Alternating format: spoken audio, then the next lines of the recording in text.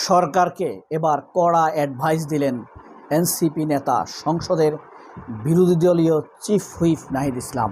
এবং অ্যাডভাইসটি হলো দীনেশ ত্রিবেদীকে ডেকে ব্যাখ্যা চাইতে হবে কেন দিল্লি বা ভারত এই বাংলাদেশের ফিউজিটিভ কনভিক্টেড আসামিকে সেখানে সংবাদ সম্মেলন করার সুযোগ করে দিল।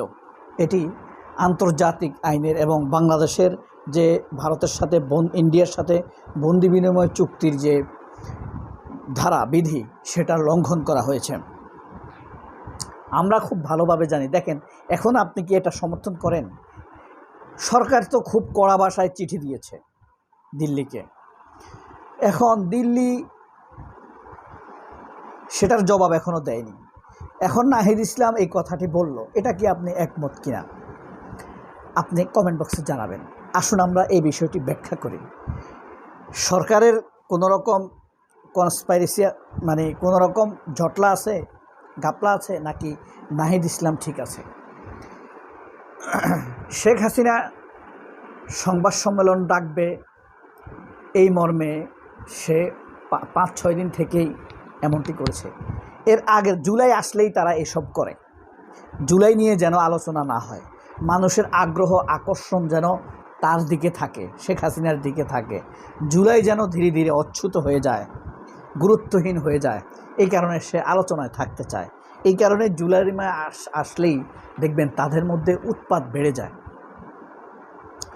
তো এই 20 তারিখ থেকে 20 জুলাই থেকে তারা উৎপাত শুরু করছে। ডিসেম্বরে আসবে, তারপরে আপনার এই 5 আগস্ট সে সংবাদ সম্মেলন করবে, এইসব বলে শেষ পর্যন্ত দেখা গেছে এগুলা সব বোগাস। কিন্তু যাই হোক, সংবাদ সম্মেলন সে করেছে, মানুষ তেমন একটা দেখে নাই, এটা আগ্রহ ছিল না। কিন্তু সরকার কিন্তু কড়া একটা আপনার প্রেস রিলিজ দিয়েছে। সেই প্রেস রিলিজের জবাব কি দেয় দিল্লি, সেটা দেখার বিষয়। দিল্লি একটা জবাব দিয়েছে। তারা বলেছে এই প্রেস রিলিজের ব্যাপারে সরকার দায়ী নয়। বুঝেন? তাহলে তারা এই যে তিব্বতের দালাই লামাকে কেন সংবাদ সম্মেলন করতে দেয় না ভারত? বেগম খালেদা জিয়ার জন্য 2018 সালে সংবাদ সম্মেলন ডাকতে চেয়েছিল জর্জ কার্লাইল, বেগম খালেদা জিয়ার দেশনেত্রী বেগম খালেদা জিয়ার আইনজীবী। তখন কেন ভারত এটা করতে দেয় নাই? মির্জা ফখরুলও এটা কখনো ব্যাখ্যা করে নাই। মির্জা ফখরুলের এই মুনাফিকিটা আরেকটা ভিডিওতে আমি জানাবো আপনাদেরকে। এই কারণে নাহিদ ইসলাম বলছে দীনেশ ত্রিবেদীকে ডেকে পররাষ্ট্র মন্ত্রণালয়ের ব্যাখ্যা চাইতে হবে। শুধু একটা চিঠি দিলে তো আর হবে না। পররাষ্ট্র মন্ত্রণালয়কে কড়া চিঠি দিছে সরকার, খুব প্রশংসিত হয়েছে। দিল্লিও এটার জবাব দিয়েছে। এখন দীনেশ ত্রিবেদীকে ডেকে এটার ব্যাখ্যা পরিপূর্ণভাবে চাইতে হবে। নাহিদ ইসলাম সেই কথাটি বলেছেন। আমার দেশ এটাকে নিউজ করেছে। আপনাদেরকে এটা একটু পড়ে শোনাই, তাহলে বুঝতে পারবেন। এনসিপির আহ্বায়ক নাহিদ ইসলাম বলেছেন, শেখ হাসিনাকে ষড়যন্ত্রের অংশ হিসেবে বক্তব্য দেওয়ার সুযোগ দেওয়া হয়েছে বলে যে অভিযোগ উঠেছে, সে বিষয়ে ভারতের হাইকমিশনারকে তলব করে ব্যাখ্যা চাইতে হবে। অর্থাৎ পররাষ্ট্র মন্ত্রণালয় ডেকে ব্যাখ্যা চাইতে হবে, তোমরা কেন তাকে, এই অপরাধীকে, এই সরকার যাকে বলেছে আপনার মার্ডারার, ম্যাস মার্ডারার, গণহত্যাকারী। শুক্রবার বিকেলে রাজধানীর মিন্টো রোডে জুলাই গণ অভ্যুত্থানের বর্ষপূর্তি উপলক্ষে আয়োজিত একটি আলোকচিত্র প্রদর্শনী পরিদর্শন শেষে তিনি এই মন্তব্য করেন। নাহিদ ইসলাম বলেন, জুলাইয়ের গণ অভ্যুত্থানের চেতনা এখনও সমাপ্ত হয়নি। তার দাবি, গণভোটের মাধ্যমে জনগণের যে রায় দিয়েছে তা দ্রুত বাস্তবায়ন করতে না পারলে বর্তমান সরকারের জন্য ক্ষমতায় টিকে থাকা প্রায় অসম্ভব হয়ে উঠবে, কঠিন হয়ে উঠবে। তিনি আরও অভিযোগ করেন, নাহিদ ইসলাম, গণভোটের রায় বাস্তবায়নের ক্ষেত্রে সরকার জনগণের প্রত্যাশা পূরণ করতে পারেনি।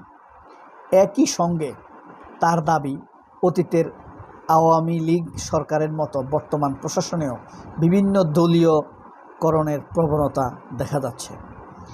এই কারণে গণভোটের রায় বাস্তবায়নের দাবিকে তাদের আন্দোলনের অব্যাহত থাকবে। অর্থাৎ গণভোটের যে রায় হয়েছে, সাধারণ মানুষ যে ভোট দিয়েছে, এটার জন্য তারা আন্দোলন অব্যাহত রাখবে।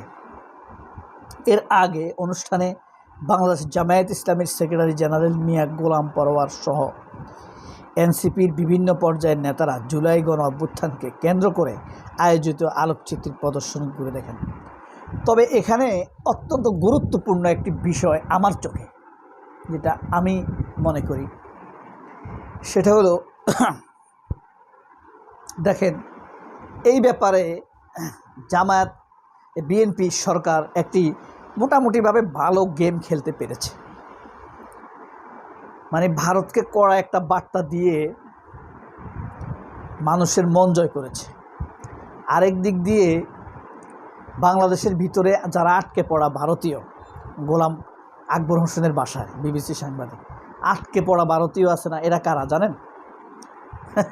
এরা হইল আপনার এই আনিস আলমগীর, কামাল্যা, পান্না, নবনীতা, শারমিন, এরা হইল আমাদের এখানে আটকে পড়া ইন্ডিয়ান। এই দেশে কিন্তু আটকে পড়া পাকিস্তানিও আছে। তারা কারা এখন আপনি উত্তর দিতে পারবেন না। তারা হলো এই যে রহিম আফরোজের মালিক, সে আটকে পড়া পাকিস্তানি, ধনী পরিবার। বিএসআরএম, হ্যাঁ, ইস্পাহানি, কিনতে পারছেন? ইস্পাহানি, এরা পাকিস্তানি পরিবার। আদমজি গ্রুপ চিনছেন?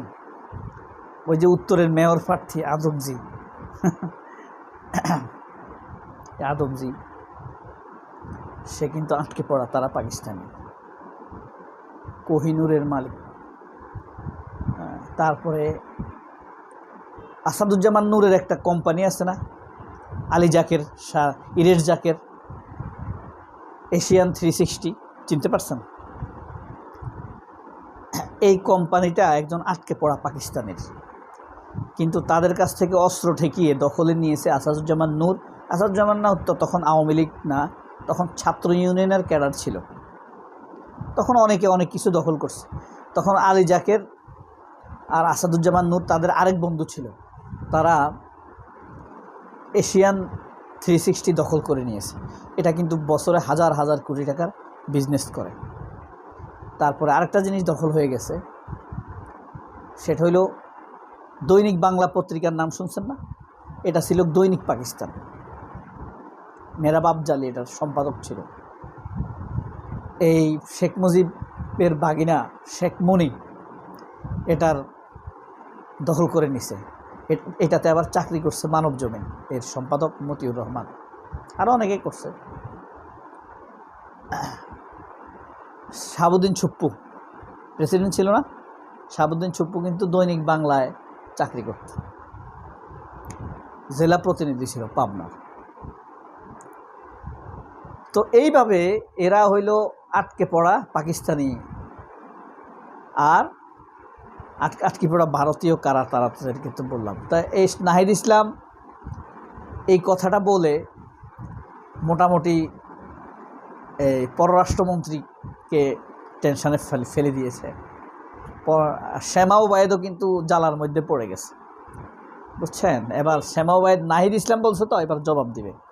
নাহিদ, ওই এটার নাম কি, রাশেদ, সেও এটা নিয়ে কথা বলবে, রনি তো বলবেই। মানে নাহিদ ইসলাম একটা পুটকিতে আগুন দিয়ে দিছে অনেকের। সবাই অনেক ভালো থাকবেন। আল্লাহ হাফেজ, আসসালামু আলাইকুম।